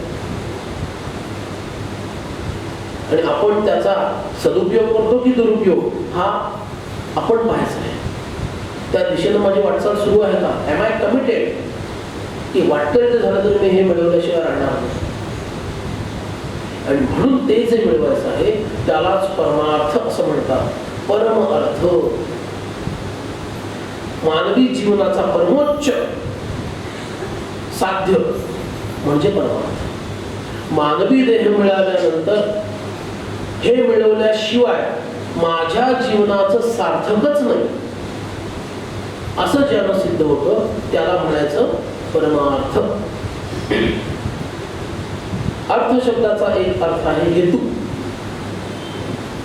मानवी जीवन जगण्याचा परमोच्च हेतू कोणता असेल तर तो म्हणजे परमार्थ, म्हणजेच भगवत प्राप्ती.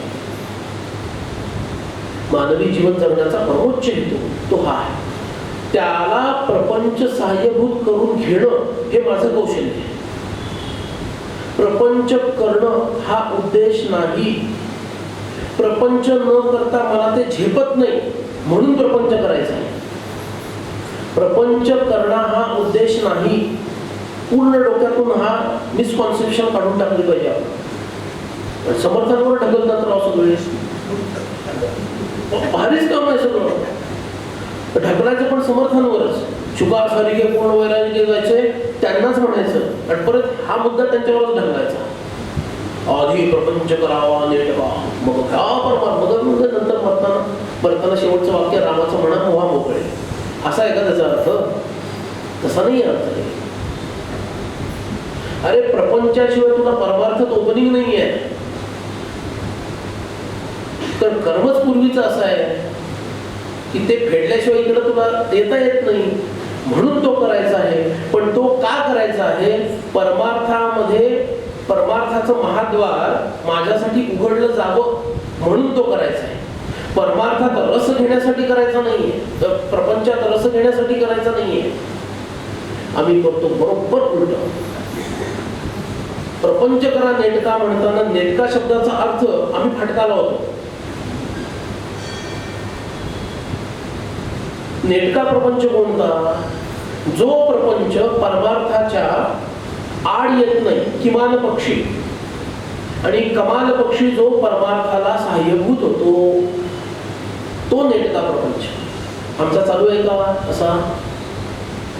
अर्थकामाची प्राप्ती धर्माला धरून करणं म्हणजेच नेटका प्रपंच. समर्थांनी सोप्या शब्दात आणलं. शास्त्राने त्यालाच त्रिवर्गाची प्राप्ती करणं असं सांगितलं. म्हणजे काय? धर्मार्थ कामाची प्राप्ती म्हणजे नेटका प्रपंच. म्हणजे काय प्राप्त करायचं? अर्थकाम यांची प्राप्ती धर्माच्या अधिष्ठानावर करायची म्हणजे नेटका प्रपंच करायचा. तो केल्याशिवाय मला परमार्थात प्रवेशच नाहीये म्हणून तो करायचा आहे. तो बंधनकारक नाही. ब्रह्मचर्यात एव प्रव्रजेत. ब्रह्मचर्य आश्रमातूनच संन्यास घ्या असं शास्त्रांचं सांगितलेलं आहे. आणि दुसरंही मत सांगितलंय, ब्रह्मचर्यात गृही भवेत, गृहात वनी भवेत प्रव्रजेत. ब्रह्मचर्यातून गृहस्थाश्रमात जा, त्याच्यातून वानप्रस्थात जा आणि मग संन्यास. संन्यास घ्या म्हणजे त्याग करा. दोन मार्ग आहेत पण त्याग करा दोन्हीमध्ये सांगितलंय. बरोबर ना? म्हणजे साधायचं शेवटी काय आहे? प्रव्रजेत. म्हणजेच प्रपंचाचे त्याग हेच साधायचं आहे.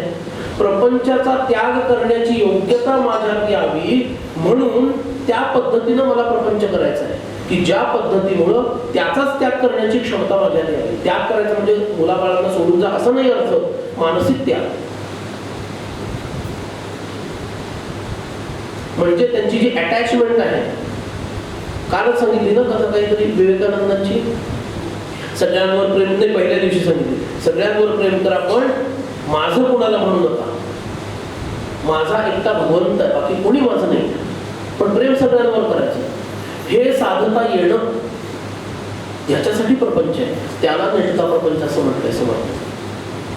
तो करता आला पाहिजे. तो जर करता आला तर कुठं आम्हाला परमार्थामध्ये प्रवेश मिळणार आहे. ज्यांचं पूर्वकर्म त्या प्रकारचं असेल, श्रीधर स्वामी आहेत, समर्थ आहेत किंवा आदिशंकराचार्य आहेत, विवेकानंद आहेत, की ज्यांचं पूर्वकर्मच असं दणदणीत आहे की त्यांना हे प्रपंचात जावंच लागलं नाही. थेट त्यांनी काय केली? उडी मारली आणि त्यागाची भूमिका घेतली. नाथ महाराजांसारखे एक महापुरुष आहेत की त्यांनी त्यागाची भूमिका घेतली. सद्गुरूंनी सांगितलं लोकांना शिकवण्यासाठी जा, परत प्रपंच कसा करायचा. मग ते परत आले. बरोबर आहे की? म्हणून मी जागा व्हायला पाहिजे की मला त्या पूर्वी अवस्थेपर्यंत कसं पोहोचता येईल, काय साधना करायला पाहिजे, किती फोकस मी पाहिजे. मी किती फोकस्ड असतो. माझी सिरियल लागणार आहे 5 मिनिटं आहे असतं की नाही? खोटं बोलतोय मी? नाही. आणि ती जर 2 मिनिटं पहिली हुकली असतील तर पुन्हा जागून मी ती सिरियल पहिली 5 मिनिटं बघतो. ते 2 मिनिटं कव्हर होतात. आहे ना हे सत्य? एवढा फोकस जर इकडे लावला की नाही, काम झालं. तो लागतच नाही.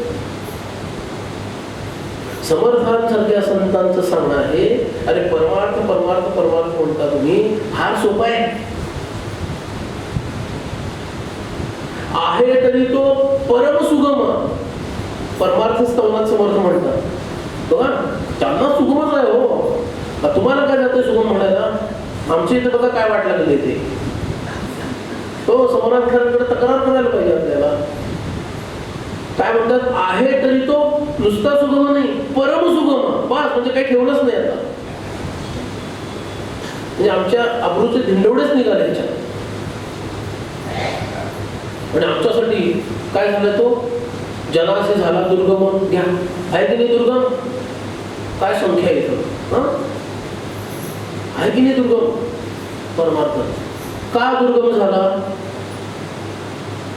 जनाचे चुकले वर्म सत्समागमाकडे. कारण पण समर्थ सांगतात, का झेपत नाही परमार्थ? सत्संग करत नाही, त्यामुळे सगळे करंटे झाले.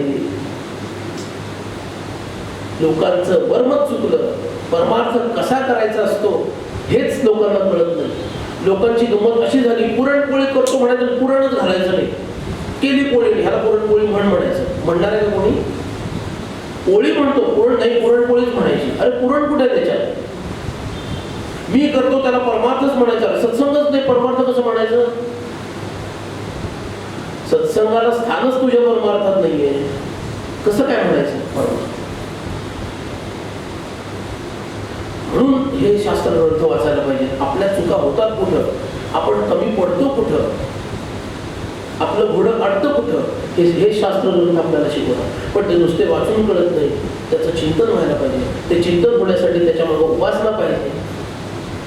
ज्ञानी लोकांच्या चरणाशी बसून ती विद्या शिकली पाहिजे, श्रवण केलं पाहिजे, त्याचं मनन केलं पाहिजे. आणि मग ते आत्मसात हळूहळू हळूहळू व्हायला लागतं. ते असं कळत नाही पटकन, ते हळूहळू व्हायला.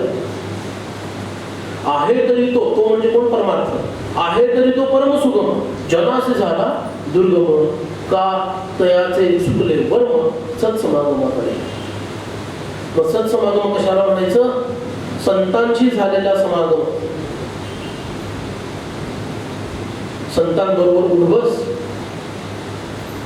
संतांची सेवा, संतांच्या अवतीभोवती घोटाळणं, संतांची प्रवचन कीर्तन ऐकणं. काय सत्संग कशाला म्हणायचं? हे सगळं केलं पण एक केलं नाही की सत्संग फुकट व्यर्थ गेला. काय? संतांनी सांगितले ते न करणं.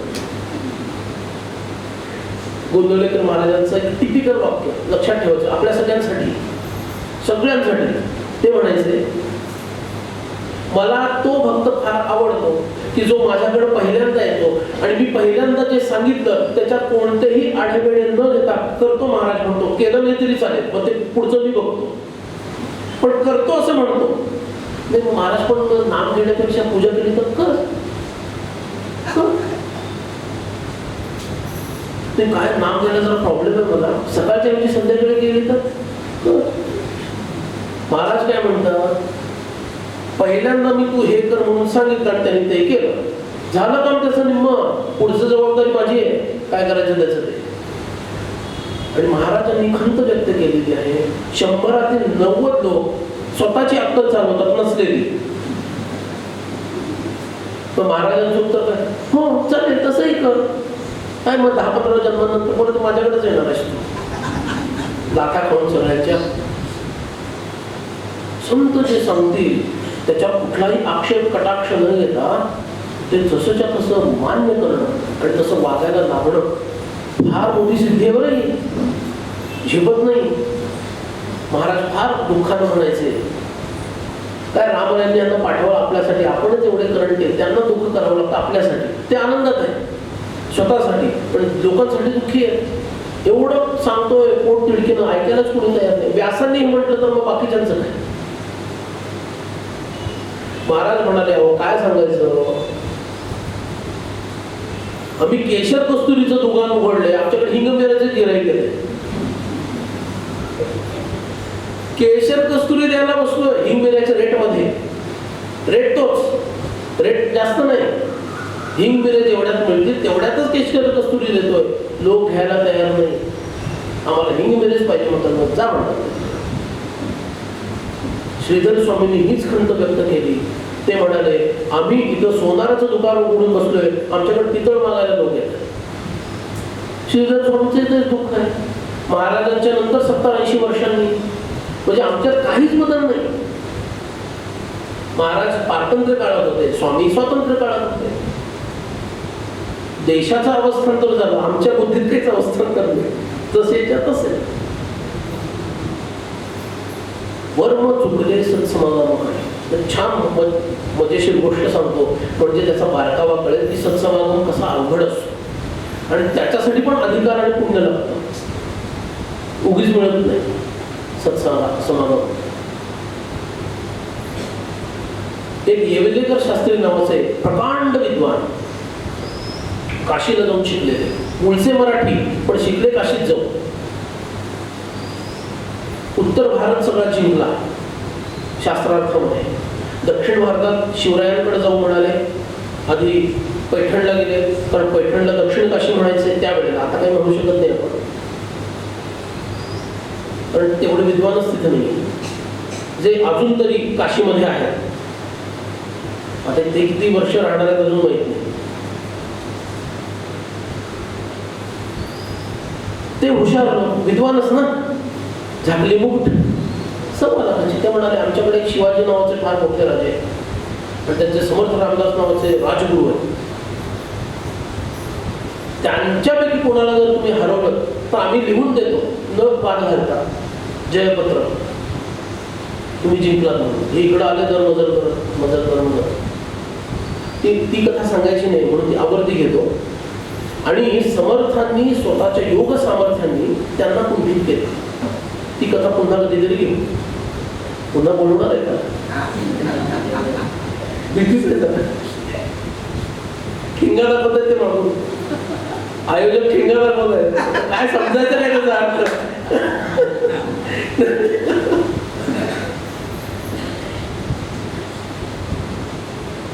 त्यांना कुंठित केलं, पण त्यांनी समर्थांचं शिष्यत्व स्वीकारलं. शिष्यत्व जरी स्वीकारलं तरी तो आपला पुंज असतो ना, पुंज, मी असा विद्वान आहे, अमुक आहे, हा समर्थ मला पूजनीयच आहे. त्यांनी कुंठित केलं, पण हे बाकीचे चिल्ले पिल्लेच आहेत माझ्यासमोर.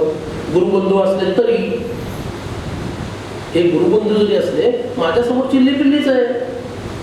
मला फक्त समर्थ मान्य आहे, बाकी चिल्ले पिल्लीच आहे. तो पुंज आता आहे, तो तसाच होता.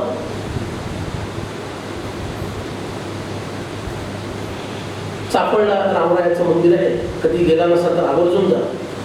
फार महत्वाची, जशी आपल्या महाराष्ट्राची पारमार्थिक राजधानी पंढरपूर आपण म्हणतो, बरोबर ना, तिथं राजधानी आहे, तशी आपल्या राष्ट्रधर्माची राजधानी ही चाफळ आहे. तिथून राष्ट्रधर्म प्रकट झालेला आहे. आणि राज्याची राजधानी काय आहे? रायगड आहे. ते तुमच्या इथून जवळच आहे. छत्रपतींचं स्थान आहे ना ते रायगड. स्वराज्याची राजधानी ते, राष्ट्रधर्माची राजधानी चाफळ आहे. ते बघून या. त्या ठिकाणी समर्थांचा मुख्य मठ रामराय आणि मोठ्या एका अशाच, त्याला काही परशुराम सभागृह असं नाव नव्हतं, अशा सभागृहामध्ये समर्थ बसलेले, उच्चासनावर सगळे शिष्य बसलेले आणि समर्थ वेदांत समजावून सांगताय. काय भाग्य असेल त्या लोकांचं खरंच. ते एवढं आपली लायकी काय लक्षात येते. समर्थांनी प्रत्यक्ष सांगावं वेदांत आणि ह्या लोकांनी ऐकावं, नाही का. असे बसलेले. आणि त्याच्यात हे येवलेकर शास्त्री, त्यांना नाव बदललं, तुमचं ते डोक्यातलं जावं बाबा, पण त्याचं नाव पण बदलून टाकलं. त्यांना वासुदेव हे नाव दिलं. पुढे त्यांना वासुदेव गोसावी म्हणायला लागले. तेही बसलेले आणि समर्थ सांगतायत एक एक माया अशी आहे, ब्रह्म असं आहे. येवलेकर शास्त्री सर असा हात वर करून, त्यांचं काही ते संपे ना कुंज. स्वामी ते मुंडकोपनिषदात सांगितले ना, ते पण सांगा तुम्ही. अरे त्यांना बोलू तरी दे, पण नाही. स्वतःच्या आतलं म्हणजे मला किती माहिती आहे ते मांडुक्य कारिकेत सांगितले ना, ते पण तुम्ही सांगा. त्याच्यात पण ह्या विषयावर खूप छान सांगितलेलं आहे. स्वामी तुम्ही त्यांना कळते की काय सांगायचं ते, पण आतला पुंज जो असतो तो शांत बसू देत नाही, सारखा डिस्टर्बन्स, सगळे विद्यार्थी वैतागले. पण समर्थ संत आहे, शांत आहे. पण समर्थ शांत आहे, तर रामरायला सहन व्हायला पाहिजे. समर्थ सहन करतायत, रामरायला कुठं सहन होत आहे? रामरायने केली जादू. नेमकं हे सगळं चालू आहे आणि तिथं एक बाहेर साप घेऊन मोठ्या टोपलीमध्ये, अनेक साप, अनेक टोपल्या घेऊन गारुडी तिथं आला आणि खेळ करायला लागला. ते वाजवून समर्थांना कळलं रामरायला काय हवं. पण हे सिनियर आहेत, ज्ञानी आहेत, म्हणून समोरच्याच रांगेत बसलेले आहेत. कोण? हे येवलेकर शास्त्री. समर्थ म्हणाले थोडं विश्रांती घेऊया, तर गंमत करूया. रे इकडं म्हणाले. तर साक्षात समर्थ बोलवतात म्हटल्यानंतर एवढा आनंदित झाला, लगेच टोपल्या बिपल्या बंद केल्या, धावत समर्थन कशी आला, साष्टांग नमस्कार केला. बोला स्वामी काय करू? अरे काय करतोय? नाही स्वामी मी खेळ दाखवतोय, माझा हाच उदरनिर्वाहाचा व्यवसाय आहे. साप काही खऱ्यात का दात काढलेले? मी काय तुम्हाला असा तसा वाटलं काय? म्हणे तर भयानक जहिरीले साप आहे आणि दात असलेले साप आहे. दात असताना खेळ करणारा मी महाराज असं समजू नका मला. होय सगळ्यात जहिरीला साप आहे का तुझ्या इथं? म्हणाले दाखव बघू कसं आहे. जरा त्या टोपलीत आहे, काढ म्हणाले, दाखव बघूया कसं आहे. काढा, फुसकून देणे, नागच होता तो. म्हणा दात काढलेत तर याचे नुसता आवाज करतो. नाही नाही, ते काय ट्रिक असते, त्यानुसार त्यांनी भयानक असे ते 2 दात विषाचे ते दाखवले. खरं आहे रे म्हणाले. गप्पा मारता मारताच्या त्या ह्याच्या गडबडीमध्ये कधी त्यांनी त्या सापाला नागाला धरलं, कधी उचललं आणि त्या वासुदेव शास्त्राच्या गळ्यात घालून टाकलं. क्षणार्धात हे सगळं झालं. आतापर्यंत काय चाललेलं होतं? विवेचन काय सुरू होतं? ब्रह्म एव सत्य, जगन मिथ्या. जग काय आहे? मिथ्या आहे. मग जगामध्ये मी पण आलो, खुर्ची पण आली, हॉल पण आला, सगळंच मिथ्या आहे. आणि हे बोलत असताना प्रत्येक वेळेला ते येवलेकर शास्त्री मध्ये मध्ये मध्ये मध्ये मध्ये बोलायचं, स्वामी हे पण मिथ्या आहे, ते पण मिथ्या आहे, अमुक मिथ्या आहे, अमुक मिथ्या आहे. तो नाग डोलायला लागला की त्याच्या गळ्यामध्ये अशी धरून त्याला घामाला बोबडी वळायची वेळ आली. काही सूचना काही करायचं. समर्थ म्हणाले काय रे, नाग सत्य आहे की मिथ्या आहे? तरी बघा ना अहम कसा असतो. स्वामी नाग मिथ्याच आहे, त्याच्यात विष आहे, ते सत्य की मिथ्या आहे? विष पण मिथ्याच आहे. त्याने जर तुला दंश केला तर तू मरशील की नाही? हे सत्य आहे. पण तू मरशील हे सत्य की मिथ्या आहे? मी आत्मस्वरूप जर असेल तर मी मरणार नाही, ते मरेल ना. मी मरेन हे मिथ्या आहे. मग एवढं मिथ्या तर तुला घाम का फुटला आहे? म्हटलं स्वामी हे सगळं मिथ्या आहे खरं, पण घाम फुटला हे पण सत्यच आहे. समर्थ नागाला उचलला. आता ते काय मंत्र सिद्ध आहे तो समर्थ. ते नाग काय करणार आहे? त्यांना उचलला. हे म्हणाले हे चला ह्याला काय ते मीच खेळ केला याचा, पण असू दे नाग याचा आहे. खेळ जर मी केला असता नाग याचा आहे. छान याला भरपूर भरजरी घेतली, वस्त्र वगैरे घाला जर असं, आणि भरपूर विदा दिल्या. जा म्हणाले तुझं काम झालं. तो पण आवाज झाला. बापरे म्हणाले काय प्रकार आहे हे? सगळे बाकीचे विधी हसायला लागले ना. मग समर्थ म्हणाले हे बघ वासुदेव, सत्समागम म्हणजे संतांच्या सानिध्यात राहणं नाही.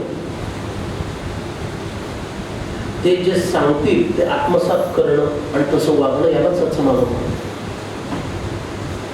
वेदांत तत्वज्ञान हे बुद्धीचे विषय नाही आहे. सद्गुरूच्या कृपेनं जेव्हा ते आत्मसात होतात तेव्हा त्याचा खरा अर्थ कळतो. तू मला पूर्ण शरण नाही आहेस, त्यामुळे तुला भय आहे. तर मी माझ्या वतीने बोलतो, समर्थ काही बोलले नाही. हेच जर समर्थाने कल्याण, उद्धव, वेणास्वामी, अक्कास्वामी ह्यांच्या बाबतीत केलं असतं तर काडीचीही त्यांना भीती वाटली नसते. का? पहिली गोष्ट, हा नाग मला काही करू शकणार नाही, कारण समर्थांनी तो गळ्यात घातलाय. बरोबर. हा भाव. आणि जर त्याने काही केलं आणि मला मृत्यू आहे तर आत्ताच मला मोक्ष आहे, या क्षणी मोक्ष. याच्यासाठी तर आटापिटा चाललाय सगळं, बरोबर ना. कुठलीही स्थिती झाली तरी माझं कल्याणच आहे ही तिळमात्र शंका या थोर शिष्यांच्या मनात नसल्यामुळे त्यांना भय झालं नसतं. पण अजून यांचा अहम जागा आहे, ते पूर्ण शरण गेले नाही सद्गुरूंना, त्यामुळे त्यांची सगळी गडबड आहे, बोबडी वळायची वेळ आहे. म्हणून समर्थांच्या सानिध्यात राहिलो, संतांच्या सानिध्यात राहिलो म्हणजे सत्समागम झाला असं नाही. किंवा उलट पक्षी आपल्याला थोडं धीर यावा म्हणून समर्थ माझ्या बरोबर नाहीये, ज्ञानोबा माऊली माझ्या बरोबर नाहीत, माझे सद्गुरू जर असतील देहानं तरी ते माझ्या बरोबर नाहीत, म्हणून माझा सत्संग नाहीये, हे सुद्धा खरं नाही. त्यामुळे हिरमुसलं होण्याचं कारण नाहीये. खरा सत्संग कोणता आहे? माझ्या सद्गुरुदेवांनी मला जे सांगितलं ते मी करत राहणं, हा खरा सत्संग. तो जर मला करता आला तर माझा परमार्थ सिद्ध झाल्याखेरीज राहणार नाही, ही शाश्वती समर्थ या ओवीत सांगतो. आहे तरी परम सुगम, परी जनासी झाला दुर्गम, जयाचे चुकले वर्म सत्समागमाकडे. म्हणून हा सत्संग आपल्याला लाभावा. आणि काय मनाच्या श्लोकात समर्थांनी सांगितलेलं आहे,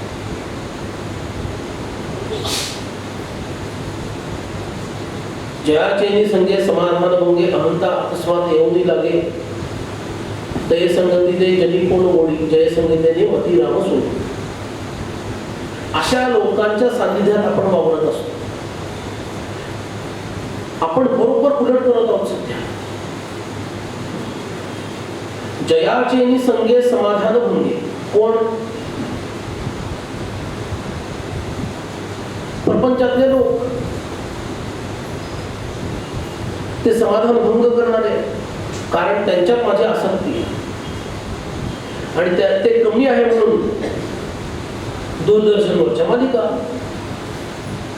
त्यांचाही संगच आहे माझ्याशी. मी किती त्यांच्याशी एकनिष्ठ झालोय बघा.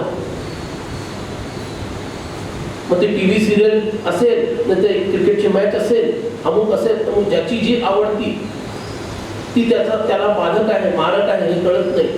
जयाचेनी संगे समाधान भंगे, अहंता अकस्मात येऊनी लागे, तय संगतीची जनी कोण गोडी, जय संगीतीने मती राम सोडी.